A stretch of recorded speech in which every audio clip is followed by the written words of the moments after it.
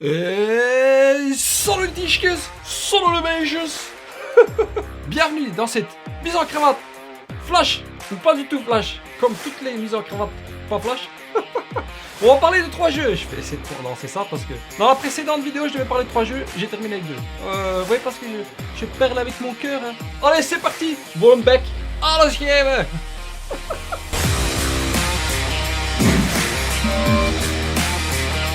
Premier jeu dans cette mise en cravate flash, Waterfall Park, mise en cravate à chaud total. Un jeu de 3 à 5 joueurs, 10 ans et plus, 45 minutes.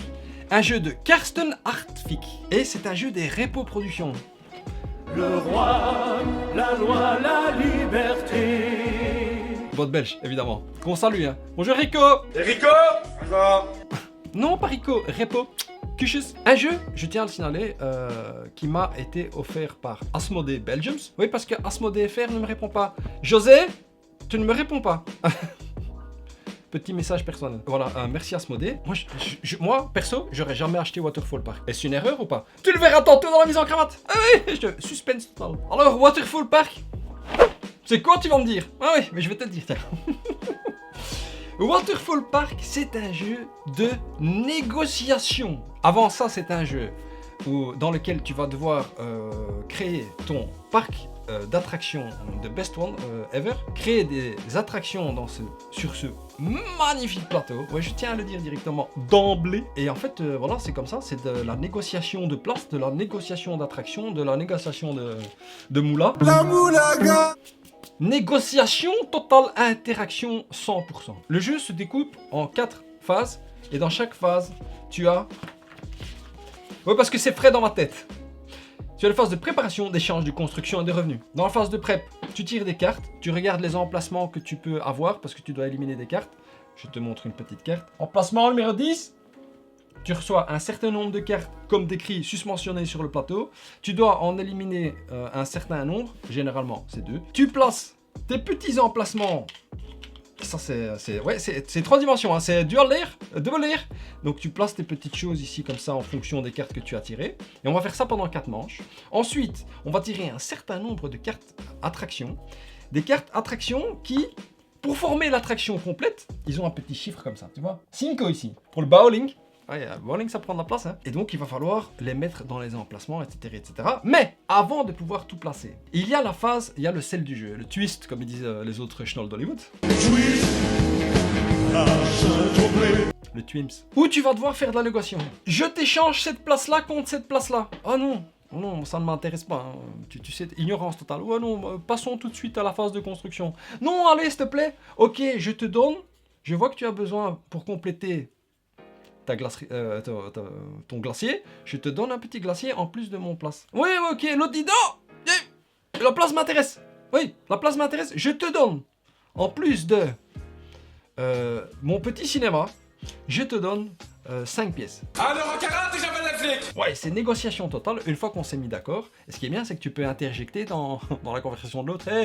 Hé, viens par ici, Tichkes, Eh, viens par ici. I will make you an offer you cannot refuse. I'm gonna make him an offer he can't refuse. Allez, le parrain. Ensuite, on place tout, on fait le décompte des points, on gagne des pièces et on recommence ça 4 fois. Passons tout de suite à ce qui est top dans Waterfall Park. Première chose qui est top, la resplendissance du matériel. Ce jeu est coloré, ce jeu est fait pour te donner le sourire quand tu y joues. Voilà, c'est très très joli. Ça donne envie, en fait, la beauté du matériel, la qualité du matériel, donne envie aux Ketchus par exemple. Moi je joue avec les Ketchus, d'y jouer. Et ma cake, elle rentrait du travail, elle nous a vu jouer, elle était fatiguée totale, elle n'a pas joué, mais elle va faire une partie avec nous et je suis certain qu'elle va s'amuser parce que, deuxième chose qui est top, le jeu est très abordable, très facile à prendre en main. Et cette interaction, je pense qu'elle va marquer des points parce que c'est l'économe de la famille, hein, c'est elle qui gère les comptes. Service, comptabilité. Ouais, c'est comme ça, la moula c'est pour elle. Hein. Comptabilité, c'est encore autre chose. Troisième chose qui est top, on parle encore du matériel, il y a de la 3 dimensions dans le jeu. Et ça, c'est toujours très plaisant quand tu joues avec des Ketchus. C'est que si tu as tes portes plastiques, il y a du plateau double layer, ça s'emboîte, c'est très sympa. Et alors, le sel du jeu, ce que je trouve le plus tough, c'est que, et moi j'ai été étonné, j'étais un peu... Mila voulait jouer absolument à ce jeu, j'ai lu les règles en 3 minutes et demie. Ça aussi c'est un point fort, c'est que, je l'ai dit, hein, ouais, il m'embrouille total. Les règles, c'est un papyrus, il y a 4 pages. Tu peux, c'est très abordable, mais surtout, Mila a tiré son épingle du jeu. Elle a perdu, mais j'étais tellement étonné de sa manière de négocier. Et ça, c'est cool. Et généralement, les deux catchers, quand ils sont ensemble et qu'ils se disputent, là, ils se sont pas disputés. Et pourquoi? Parce que il y a toujours moyen de sortir son épingle du jeu et de faire chanter un peu l'autre. Ou bien de passer par papa. Tiens, papa, il veut pas, tu veux pas, toi? Ah oui. Ça, c'est le set du jeu, c'est la partie négociation, c'est vraiment cool. Vraiment, vraiment, et c'est tough. Hein. Picobello, hein. Passons à ce qui est pas tough. Ouais, j'en vois, Flash Total. Flash Gordon the Cravate. Qu'est-ce qui est pas tough dans Waterfall Park? Facile à prendre en main pour tout le monde, pour les catches. J'ai pas joué avec des adultes, mais en tout cas, tu vois qu'il y a un déséquilibre quand le schnoll, mon fils, c'est un salopère. Il peut y avoir facilement un déséquilibre en fait entre le gars qui veut absolument gagner mais qui se la joue gentil et le bon cœur de ma fille Mila. Qui la pauvre essaye quand même d'être gentil dans le jeu en fait. Et il y a un déséquilibre. Il peut y avoir un déséquilibre.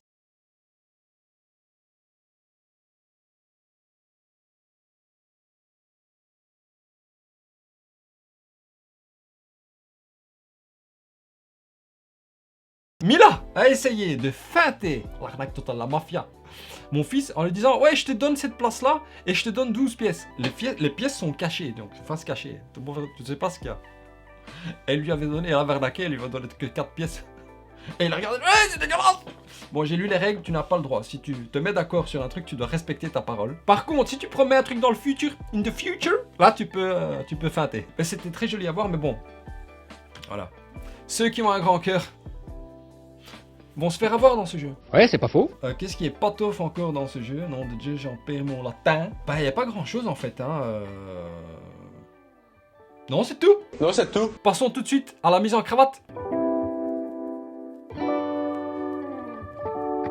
Alors, cravate ou pas cravate pour Waterfall Park? Extension du bras. Eh oui. Ah, c'est cravate d'or hein, pour Waterfall Park. Ah oui, oui, oui, oui. Ce genre de jeu que moi je ne garde pas sous le radar, mais qui en fin de compte, quelle surprise! Quelle surprise! C'est extraordinaire. Le plaisir que j'ai eu à voir, à moi-même aussi, négocier, mais voir mes quêtes négociées, c'est vraiment négociation pure et dure, interaction totale, c'est génial. Ça, on va en faire des parties. Ça dure, il marque 45 minutes sur la boîte. Je crois qu'on a joué un petit peu moins longtemps. Je sais plus. Mais en tout cas, j'ai envie de jouer avec ma cake. J'ai envie de l'arnaquer total. T'es malade, toi? Et c'est ça qui est beau, c'est que j'ai envie d'y revenir, et j'ai envie d'y revenir avec ma cake, avec les enfants. C'est non, c'est très agréable d'y jouer, et je dois pas me casser la tête à expliquer les règles 20 000 fois. Un tour de jeu, c'est compris. Négocier, bâtisser, récolter, c'est exactement ça. Il y a de la 3 dimensions, c'est ludique, un jeu familial, vraiment, c'est vraiment cool. Grande surprise totale, une cravate d'or méritée, franchement... Que dire de plus? Jeu suivant! Great Western Trail! Second Editions. Ah ouais, dans la langue de Portsmouth. Un jeu d'Alexander Fischer. Guten Tag, dankeschön. Deutsche Qualität. Deutsche Qualität. Un jeu pour les 14 ans et plus. Ça, c'est expert ici. Hein. Un 4 joueurs, 75 à 150 minutes la partie. Warum nicht? Pourquoi pas? L'aventure vous attend dans Great Western Trail. Un jeu de qui? Ça, c'est qui? C'est... Egertspiel, ça c'est Deutsche Qualität. Deutsche Qualität. C'est un jeu en français, fabriqué en Chine, je crois. Ouais, c'est très bien fait. Alors, Great Western Trail, qu'est-ce que c'est? Alors, c'est un jeu expert, il faut le dire. Ah ouais, ouais. Ouais, c'est là on rentre un petit peu dans du Fischer. Hein. Fischer, c'est pas Waterfall Park. Qu'est-ce que c'est? Comme à son habitude, Alexander Fischer, il mélange plein de trucs dans ses jeux. Je parle comme si j'étais un expert, tu sais. Je suis un schnoll, hein. Je vais te le dire avec mes propres mots. C'est un jeu dans le grand western de Kansas City dans lequel tu vas devoir parcourir l'ouest américain. C'est du déplacement d'ouvriers. Tu as un meeples comme ça que tu vas déplacer sur la carte pour arriver jusqu'à la gare de Kansas City pour vendre ton bétail, des vaches. Cette première vache ici ne ressemble pas à une vache, mais c'est une vache. C'est le Galloway. Tu as d'autres vaches qui rapportent plus de points. Attends, ça c'est les cartes de départ, non légende. Tu as Longhorn. Tu ne me vois pas. Tu vas donc jusqu'à la gare de Kansas City pour embarquer, pour vendre tes vaches, hein, tes petits poulains. Non, les poulains, c'est des chevaux. Ouais, c'est pas faux. Et faire avancer ton petit train sur les rails de l'Ouest pour parcourir les cités Kansas City, Fulton, St. Louis, Bloomington, Peoria, Chicago, Toledo, What is your footprint you left in your last shop, man? Pittsburgh. For sure. For sure. C'est de la gestion de cartes, c'est du deck building, c'est du recrutement d'ouvriers. Oui. Sur ton plateau personnel, tu peux embaucher des cowboys, des cheminots et des jeunes constructeurs, des bâtisseurs. C'est un jeu de raquettes, de construction de bâtiments. Oui, parce que tu vas pouvoir construire des bâtiments pour raqueter les autres ou rajouter des actions pendant le jeu. C'est un jeu de bandits de grand chemin, catastrophe naturelle, un jeu où tu dois remplir des objectifs et tu dois être... C'est un jeu de course aussi. Non, il y a plein de trucs dans ce jeu. C'est un, comment dire, c'est un pot-pourri. Ouais, comme à son habitude, hein. Deutsche Qualität. Deutsche Qualität. Passons tout de suite à ce qui est tough dans Great Western Trail. Première chose qui est tough, quand j'ai déballé la boîte avec Jean-Charles dans une vidéo que tu peux voir sur la chaîne, j'ai été étonné de la qualité du matériel. Il y a du double layer, c'est la seconde edition, hein. Il y a du double layer, ça c'est cool. Les illustrations, moi je trouve ça très joli par rapport à d'autres jeux à l'allemande. Moche. Ici je trouve que les dessins sont vraiment sympas, je me trouve vraiment dans le Ouest américain. Les cartes vaches sont très belles aussi. Qualité du matos est très bonne. Il y a un insert. Il y a des petits astuces comme ça qui sont super. Il y a un insert. Les petits tokens en bois sont super aussi. Franchement, j'ai été agréablement surpris et ça marche bien. Voilà. Et le petit cowboy, il a un petit chapeau. Ça, c'est sympa. Hi-ha! Cowboy. Édition, par rapport à ce que... Allez, par rapport à ce que je m'attendais... J'ai été vraiment agréablement surpris. Cool on the boat. Deuxième chose qui est tough, l'imbrication des mécaniques. Mais il est fort Alexander Priester, ouais, non de Dieu. Il arrive toujours à faire quelque chose avec ses cartes. Le plateau, enfin, il y a plein de trucs, je te l'ai expliqué, il y a tout un tas de choses dans le jeu.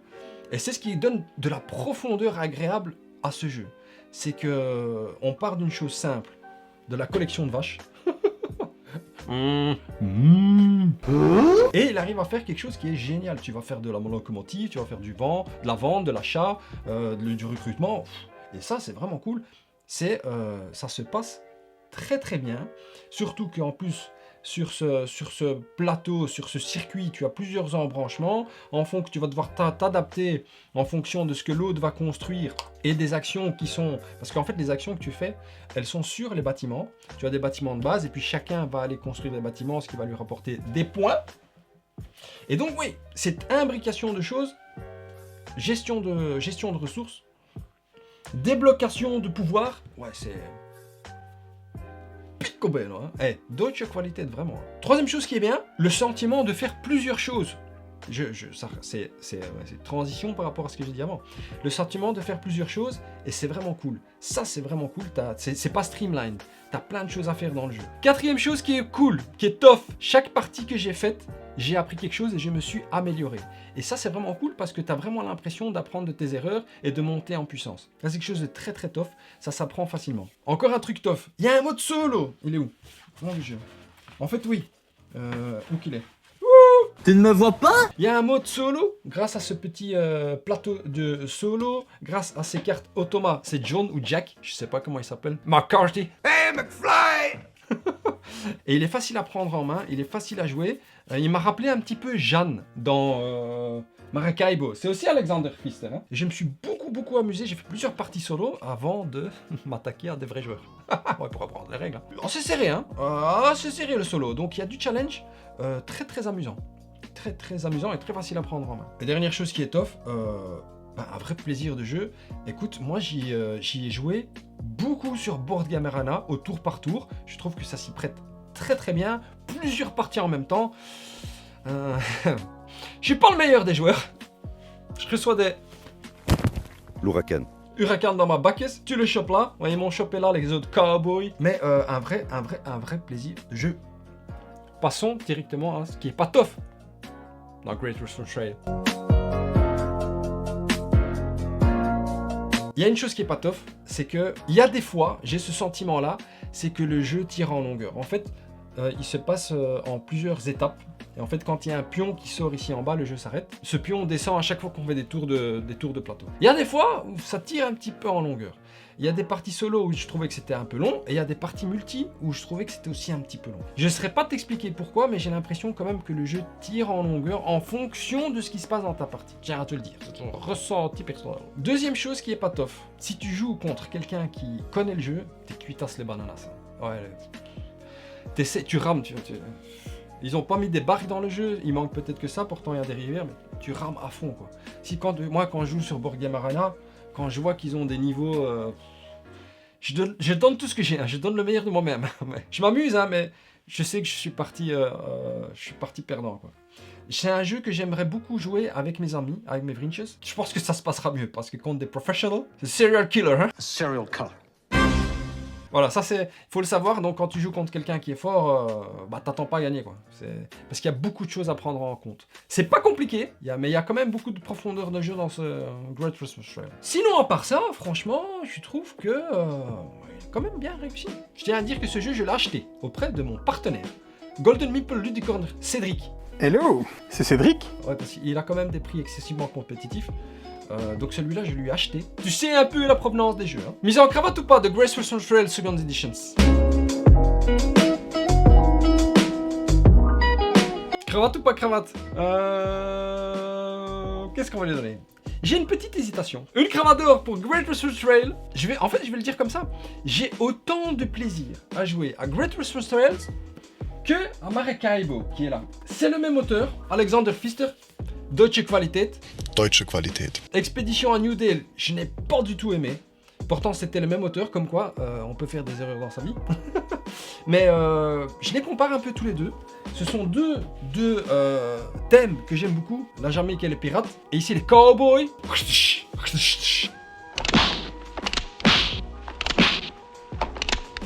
Ah ouais, j'ai été bercé par Bud Spencer et Terence Hill. J'aime beaucoup, malgré le fait que je trouve certaines parties un peu longues. Une valeur sûre, Great Western Trail. Maintenant, il ne me reste plus qu'à tester Great Western Trail New Zealand, Great Western Trail Parc Josaphat et tout ça. Avant, c'était un très beau parc ici, le parc Josaphat. Je suis mort. Tu ne me vois pas. Prochain jeu, Expeditions. Après Sight. C'est écrit sur la boîte, hein. Qu'est-ce que c'est? Un jeu créé par John. Non, pas John. C'est John Wick. Jamie Stegmaier. Tu connais. Univers et illustration par Jakub Rosalski. Dzień dobry, dziękuję. Oh, kurva! C'est un jeu de Stonemaier Games, évidemment, édité par Matago de par chez nous. 1 à 5 joueurs, 60 minutes la partie. Il n'y a pas d'âge. Ah si, 14+. Expeditions, un jeu que j'attendais beaucoup. Parce que je suis un grand amoureux de Sight. Sight, un de mes jeux préférés de tous les temps, ever. D'ailleurs, c'est ma première vidéo sur la chaîne. Vidéo pourrie, hein. Ouais, c'est pas faux. Ouais, tu vois que j'étais pas bien dans mon slip. J'étais très curieux de jouer à ce jeu. Je tiens à dire que ce jeu, édition Ironclad, m'a été offert par mon partenaire Cédric. Hello, c'est Cédric. Golden People, League Corners. Je l'attendais beaucoup. Et il m'a envoyé ça. Cédric, gros cul ça. D'ailleurs, c'est la copie 210/500. Alors, Expeditions. Non, pas Expedition. Non, Expédition, on va dire en français. Französisch. Expédition 1920, édition Ironclad. Je sais pas quoi. Dans l'univers de Sight. C'est quoi? Alors, ça a rien à voir avec Sight. Comme ça, je te le dis d'emblée. C'est dans le même univers, un univers que j'aime beaucoup, mais le jeu, c'est tout à fait autre chose. Ici, c'est de l'exploration de territoire, parce que tu vois que, je sais pas si tu peux voir quelque chose, mais on construit comme ça un plateau de jeu modulable. C'est à chaque fois différemment mis, c'est au hasard, hein, tu brasses. Et en fait, il va falloir, explorer des tuiles qui auront des pouvoirs sur chaque tuile, il y aura un pouvoir spécial. Donc c'est de l'exploration, il va falloir révéler ces tuiles. C'est de la gestion de cartes, c'est du deck building, c'est de la conversion de cartes, c'est de la réalisation d'objectifs, comme dans Sight. Regarde, je te montre. Ici, tu vois, tu peux poser tes petites étoiles. Si tu es familier avec Sight, tu sais qu'il y a des petites étoiles, et quand tu réussis, tu poses une petite étoile. Celui qui a posé toutes ces étoiles en premier met un fin à la partie.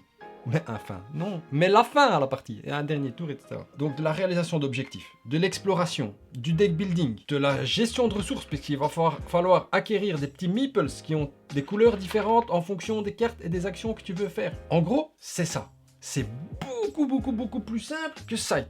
C'est un jeu beaucoup plus abordable. Passons tout de suite à ce qui est tough dans Expeditions.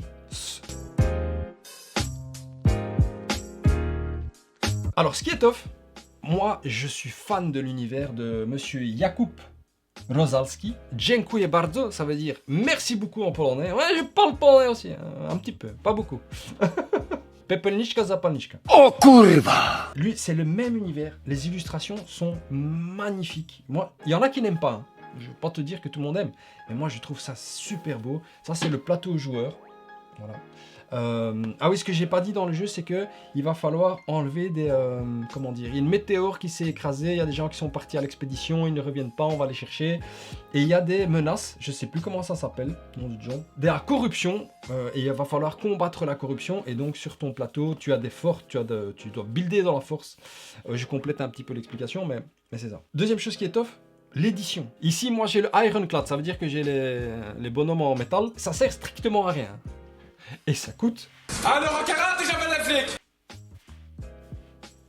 La moitié de ton corps. Je remercie encore une fois Cédric. Ça ne sert strictement à rien. Mais sinon, l'édition, le terrafromage, la qualité du livret de règles en tressé, le petit bag, les jetons, même les sachets en plastique sont blancs. Ça, j'avais jamais vu. La qualité des cartes.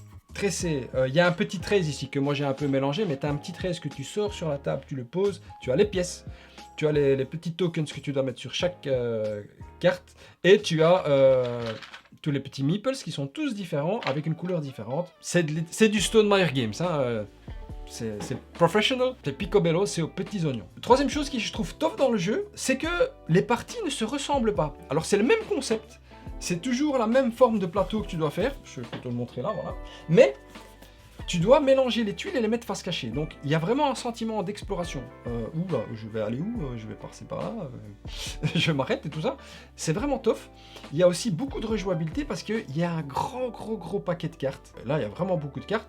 Des cartes qui se placent comme ça au centre du plateau, que tu vas pouvoir aller acheter, récupérer, mettre dans faire du deck building, les utiliser, les jouer, te déplacer, récolter. Autre chose qui est tough, c'est agréable à jouer. Pourquoi? Parce que c'est beaucoup plus simple que Sight. Donc en fait, ici tu te casses pas la tête, tu prends le jeu comme il vient, tu t'adaptes et tu dois essayer de faire ton schmilblick et réaliser tes objectifs. Facilité de prise en main pour un gros jeu avec beaucoup de matériel. Une présence sur la table, ça c'est tough. Moi j'aime ça, on en revient au matériel, mais c'est vraiment le point fort du jeu en fait. Hein. C'est le matériel, une présence sur la table qui est excessivement compétitive. Hein. Excessivement compétitive. Moi j'adore ça quand les jeux ils prennent de la place. T'as un grand sac, moi je peux mettre ma main dedans. T'as des grandes cartes, il faut pas porter des lunettes pour lire. C'est picobello aux petits oignons. Une iconographie aussi très facile à comprendre. Voilà. Il y a quand même une diversité. J'ai dit que c'était un jeu simple, mais il y a quand même une diversité puisqu'il y a 1, 2, 3, 4, 5, 6, 7. Il y a 7 objectifs différents. Et en fait, il y en a un qui est double. Donc il y a 8 manières de scorer des étoiles. Et ça, c'est bien parce que tu as plusieurs manières d'aborder le jeu. Tu as aussi des factions asymétriques. Je ne les ai pas sorties, mais tu as plusieurs factions asymétriques. Tu as le héros plus son animal de compagnie qui est généralement un loup, un lion, un rhinocéros, tout ça, un singe. Et qui sont asymétriques. Ça aussi, c'est vraiment pas mal parce qu'en fin de compte, tu dois t'adapter à ton, à ton plateau de jeu que tu vas tirer qui est aussi asymétrique et à ton héros qui vient avec le plateau. Un sentiment global assez tough, j'ai envie de te dire. J'ai envie de très vite passer à ce qui est pas tough dans le jeu. Alors, ce qui est pas tough dans le jeu, avec tout ce que j'ai dit de tough, c'est qu'il y a pas grand chose qui se passe. Ah! Je sais pas, j'en attendais peut-être beaucoup. À ton tour, tu vas faire ou 3 actions ou 2, en fait, parce qu'il y a un petit twist dans l'histoire, c'est que tu peux renouveler tes cartes, et alors là tu peux faire te déplacer, jouer et récolter, mais sinon tu peux faire ou déplacer, jouer, ou une combinaison des deux sur les 3. Tu te déplaces, tu récoltes, tu prends, tu joues une carte. Il n'y a pas grand chose qui se passe en fin de compte. Ah! Tu joues un peu dans ton coin, tu regardes un peu ce que les autres font, tu essaies de faire 2 objectifs. Non, c'est tout. Non, c'est tout. T'as un jeu qui t'en met plein la vue. Ça, c'est un truc un peu patof. Voilà, c'est qu'en fait, t'as un jeu qui t'envoie plein la vue. La boîte est gigantesque, le matériel est gigantesque. Il est aux petits oignons. Et en fin de compte, c'est un peu... Ouais, c'est ça. On n'entend pas grand-chose. Ce que j'ai pas dit, le mode solo, comme d'habitude, chez Stonemaier Games, le mode solo avec l'automa, 5 niveaux de difficulté, fonctionne très très bien. Bien plus facilement prise en main. Mais non, c'est pas ça. Bien plus facile à prendre en main que l'automa de Sight. Oui. Très facile à jouer. Assez costaud, hein. Moi j'ai joué. J'ai commencé niveau 3. Je veux le battre au niveau 3. Je n'y arrive pas. Je n'y arrive pas. Il récolte des étoiles beaucoup trop vite. Mais un challenge. Ça c'est tough. Mais par contre, ouais, en multi. Ouais. Disons que t'as une belle présence sur la table. Voilà. En fait, je suis un peu déçu. Pour être honnête avec vous. Je m'amuse, mais c'est difficile à expliquer. Ouais. Aide-moi. Je sais pas. J'essaie. J'ai pas trop envie d'y revenir, en fait. Mise en cravate ou pas pour Expéditions? Ah oui, je suis en train de ranger la boîte. Un autre truc qui est pas top dans le jeu. Mise en place. Mise en place, c'est pas que c'est long. Mais moi j'ai la tremblote. Et il faut placer les trucs qui se collent comme ça. Ouais, je suis un peu négatif, je sais. Ça m'arrive, hein. J'ai pas bu mon café ce matin. Par contre, terre à fromage, petits oignons. Ouais, l'édition est parfaite. L'édition, j'ai rien à dire. Cravate ou pas pour Expéditions? Ah, ici, je suis très très fort mitigé. Très très fort mitigé parce que c'est pas un jeu déplaisant. C'est un jeu magnifique au niveau de l'édition. C'est un univers que j'aime beaucoup. Il a le mérite de renouveler l'univers avec un autre type de jeu que un de mes jeux préférés, Scythe. Sure. Le prix, nom de Dieu, j'ai pas parlé du prix. Ouais, ça c'est aussi pas top. Évidemment, quand tu as une édition pareille, voyons voir combien ça coûte ça. 103 € la version Ironclad sur le site de Golden Beeples. Cédric, je te fais vraiment un cul parce que nom de Dieu. Et la version Plasticos sans le métal, 76 €. Et encore, Cédric, il fait vraiment des bons prix. Hein. C'est 80 balles normalement. Je vais faire un comparatif. Je vais me laisser aller pour faire un comparatif. Mais ce n'est que personnel. Hein. Et pourtant, je suis tellement amoureux de Stonemaier Games. Mais de moins en moins. Je vais faire un comparatif. Deux jeux qui coûtent 80 €. Qui sont des jeux de gestion de ressources et de... C'est ça, hein. Quel plaisir j'ai à jouer à Pass of Civilization, auquel j'ai donné une cravate d'or, alors que le matériel, il y a du matériel à profusion, comme ici. Il y a un jeu qui a été poussé à fond dans l'édition, comme ici, mais où il y a des défauts. Mais quel plaisir de jeu. Je ne m'embête pas. Je pourrais y jouer tout le temps à ce jeu. Je le range. Ce n'est pas son petit moment, il l'a déjà eu. Expédition. 80 balles, je prends pas cette version. Ouais, édition aux petits oignons, une boîte remplie, un terre à fromage parfait pour tout ranger comme il faut. Mais c'est chouette. C'est chouette, mais je vais quand même lui donner une cravate. Ce serait une cravate de bronze pour Expédition parce que ça reste quand même un très très chouette jeu. Mais le prix. Et puis moi, je suis tellement fan qu'en fin de compte, voilà, je m'attendais à un truc extravagant comme Scythe. Je sais que Scythe, beaucoup ne l'aiment pas, mais c'est une cravate quand même. Parce que il faut quand même saluer le travail d'édition, le travail d'illustration, le monde. C'est surtout Monsieur Rosalski que je félicite ici. C'est du recuit. Testez-le si vous pouvez le tester. C'est un jeu agréable. C'est pas un jeu expert du tout. Alors vraiment pas. Faut pas s'attendre, faut pas avoir peur de cette boîte. C'est vraiment une comparaison avec Pass of Civilization. Si je devais choisir, les yeux fermés, je prends Pass of Civilization. Même si celui-là est plus beau. Et celui-là, il t'en met plein la vue, mais... Je le garde pour la collection. Mais parce que je l'ai reçu de Cédric. Et voilà les Tischkes. 3 jeux, mise en cravate flash. Super rapide. On a eu de tout. On a eu du familial avec beaucoup d'interactions. On a eu du expert dans le monde des cowboys. Et on a eu expédition. Du beau matériel qui t'en met plein à la vue, mais qui t'en met pas plein de plaisir. J'espère que cette vidéo t'a plu, Tishkus. On se voit pour la prochaine vidéo. Merci, Kus. Salut, Kus. Ciao. Ciao.